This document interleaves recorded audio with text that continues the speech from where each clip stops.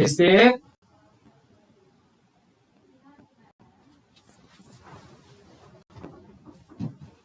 Hello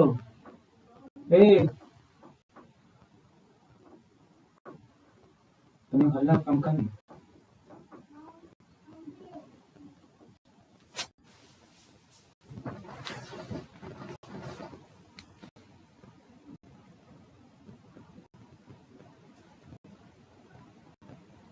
hello साथियों, आज आपके बीच फिर से लाइव आए हैं, यानी मैट्रिक्स चैप्टर को लेकर। पिछले दिन कुछ प्रॉब्लम आई थी, यानी कुछ प्रॉब्लम के कारण वीडियो नहीं बन सका था। फिर से हम 3.1 करते हैं। इसका एग्जाम्पल हमने पहले ही दिन कर लिए थे। आज एक्सरसाइज की बात करेंगे, प्रश्नावली की बात करेंगे। तो आइए हम समझेंगे कि प्रश्नावली बनता कैसे है, यानी एक्सरसाइज सॉल्व कैसे करते हैं। आइए इसके बारे में हम आज बात करेंगे, ठीक है। तो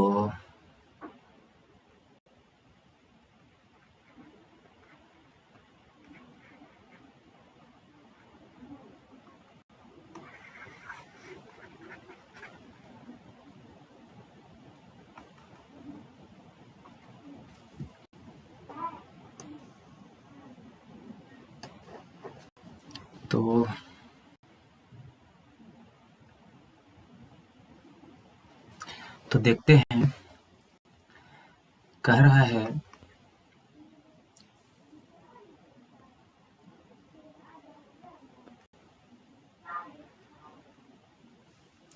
तो कहता है कि अवयव है, यानी ये अवयव दिया गया है और कह रहा है क्या, अवयव की कोटि बताने।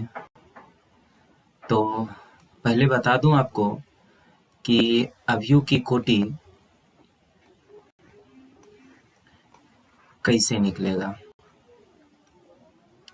तो ये जो आप देख रहे हैं, इसमें कितना ऑर्डर है, पहले इसकी बारे में बात करते हैं, ठीक है। यानी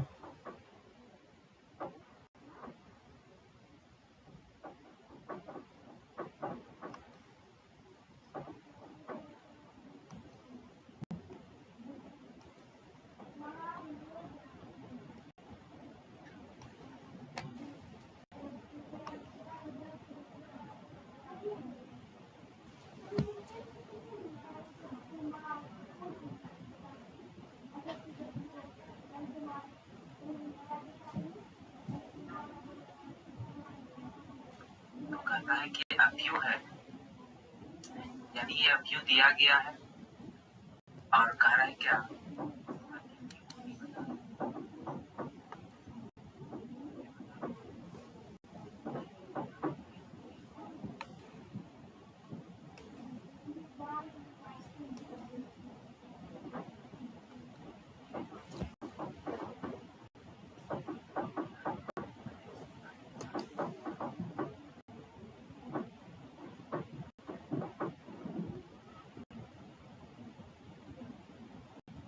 तो फटाफट लाइव आ जाइए। आज की क्लास 12th में टॉपिक नेम है मैट्रिक्स यानी अवयव, जिसमें कि रो भी होता है, कॉलम भी होता है। और कोटि की बात करें, ऑर्डर की बात करें, तो number of row and number of column, ठीक है। Number of row and number of column. तो इसमें अगर ऑर्डर की बात करें तो ऑर्डर इक्वल टू क्या होता है, तो ऑर्डर इक्वल टू होता है नंबर ऑफ रो और नंबर ऑफ कॉलम। यानी रो की संख्या देखा जाए तो 1 2 3, ये रो की संख्या है। तो रो की संख्या कितना है, रो की संख्या 3 है और कॉलम की संख्या बात किया जाए तो कॉलम की संख्या कितना है प्यारे साथियों? तो कॉलम की संख्या है 1 2 3 4 और कॉलम की संख्या कितना है? कॉलम की संख्या भी कितना है? 4 है। कॉलम की संख्या कितना है? 4 है। ठीक है, तो हम जानते हैं कि अवयव बराबर होता है कोटि बराबर होता है क्या? यानी नंबर ऑफ रॉ, पंक्ति की संख्या, यानी पंक्ति की संख्या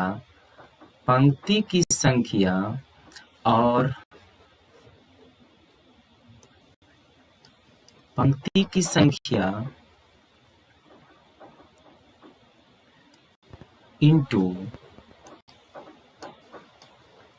पंक्ति की संख्या इंटू कॉलम की संख्या ही क्या कहलाता है?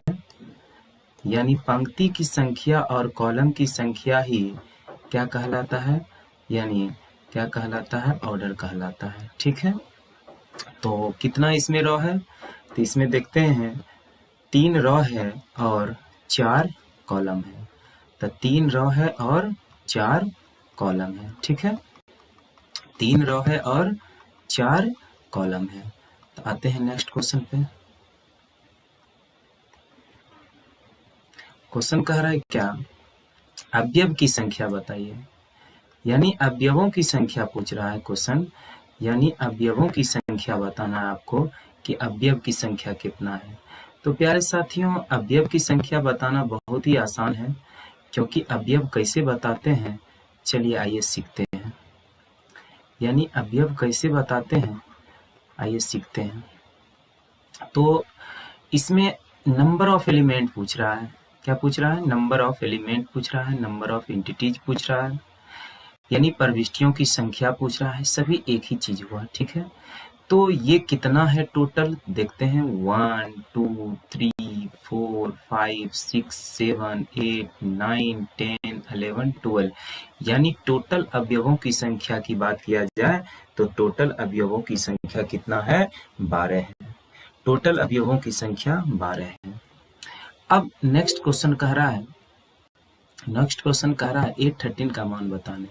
तो 813 का मतलब होता है प्यारे साथियों, यानी फर्स्ट वाला रॉ होता है, सेकंड वाला कॉलम होता है, यानी पहला रॉ तीसरा कॉलम। तो जैसे हम एक मैट्रिक्स की अगर रचना करें, वो मैट्रिक्स क्या होगा? यानी वो मैट्रिक्स होगा 3 into 4 का, यानी A11 A12 A13 A14 A21 A22 A23 A23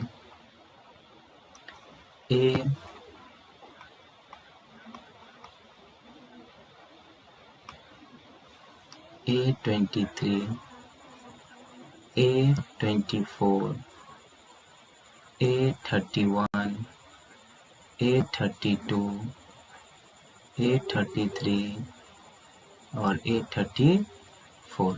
ठीक है, A34। अब यहाँ पूछा जा रहा है कि A13 का वैल्यू कितना हो जाएगा। तो A13 यहाँ है, यानी पहला रो तीसरा कॉलम। तो पहला रो तीसरा कॉलम कितना हो जाएगा? आंसर 19 हो जाएगा। देखिए यहाँ पे आंसर कितना है? 19 हो जाएगा। अब A21 की बात किया जाए तो A21 कितना है? तो A21 यहाँ है, तो A21 की वैल्यू कितना है? यानी दूसरा रो पहला कॉलम, तो कितना है? दूसरी पंक्ति और पहला स्तंभ कितना हो जाएगा? 35 हो जाएगा। और फिर A33 का मान देखते हैं, यानी A33 का मान देखते हैं। तो तीसरा रो और तीसरा कॉलम, यानी तीसरा रो और तीसरा कॉलम की बात किया जाए तो तीसरा रो और तीसरा कॉलम की बात किया जाए तो कितना हो जाएगा? यानी -5 हो जाएगा। ठीक है, कितना हो जाएगा? -5 हो जाएगा। उसी में फिर कह रहा है क्या? A24 का वैल्यू बताने के लिए। तो A24 का मतलब होता है दूसरा रो चौथा कॉलम, यानी दूसरी पंक्ति और चौथा स्तंभ।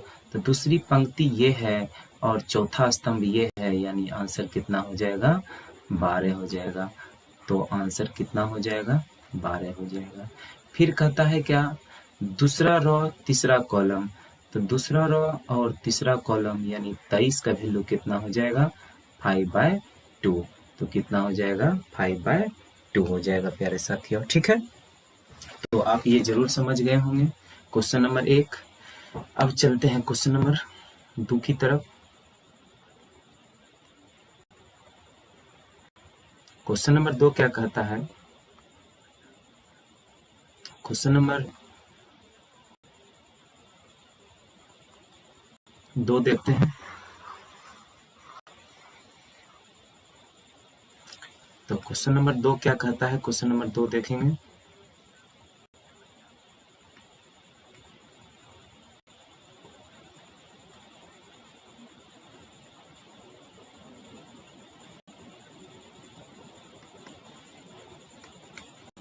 ठीक है, क्वेश्चन नंबर 2 कहता है क्या, यदि किसी अवयव में 24 अवयव है, कितना अवयव है 24 अवयव है, क्या 24 को आप ऐसे दो भागों में बांटिए, 24 को आप ऐसे दो भागों में बांटिए जिसको मल्टीप्लाई करने के बाद पुनः 24 ही हो जाए, वही आपकी पॉसिबल ऑर्डर होगा यानी संभव कोटि होगा। क्या समझे, यानी 24 अवयव दिया गया है और इस 24 संभव कोटि क्या है। ठीक है, 18 ऑर्डर दिया गया है और इसमें से बताना है संभव कोटि क्या है। तो फिर 18 को भी क्या करिए आप ऐसे दो भाग में बांटिए, 18 को भी ऐसे दो भाग में बांटिए, दो भागों में बांटिए जिसको चाहिए 18 आना चाहिए, यानी मल्टीप्लाई करने के बाद कितना आना चाहिए 18 आना चाहिए। मल्टीप्लाई करने के बाद कितना आना चाहिए 18 आना चाहिए। तो चलिए हम दो भाग में बांटते हैं। क्या लिख सकते हैं 18 को 1 इंटू 18 और 18 इंटू 1, फिर 6 इंटू 18, फिर 2 इंटू 9, फिर 9 इंटू 2, 3 इंटू 6, 6 इंटू 3, यानी यही आपका क्या हो गया, यही आपका हो गया पॉसिबल ऑर्डर यानी संभव कोटि। किसका, जब अवयव कितना हो 18 हो, जब अवयव 18 हो, यही आपका हो गया पॉसिबल ऑर्डर। लेकिन इसी क्वेश्चन में कह रहा है कि जब अवयव कितना हो 5 हो, तो जब अवयव 5 होगा तो 5 को भी ऐसे दो भागों में बांटिए, ऐसे दो भाग में बांटिए जिसको मल्टीप्लाई करने के बाद पुनः कितना हो जाए 5 हो जाए। तो पॉसिबल ऑर्डर यानी संभव कोटि की बात किया जाए तो संभव कोटि कितना हो जाएगा, यानी संभव कोटि हो जाएगा 5 इंटू 1 और 1 इंटू 5 हो जाएगा। ठीक है, की तरफ। ठीक है, तो क्वेश्चन नंबर 4 क्या कह रहा है, तो समझते हैं। क्वेश्चन नंबर 4 कहता है क्या 2 इंटू 2 ऑर्डर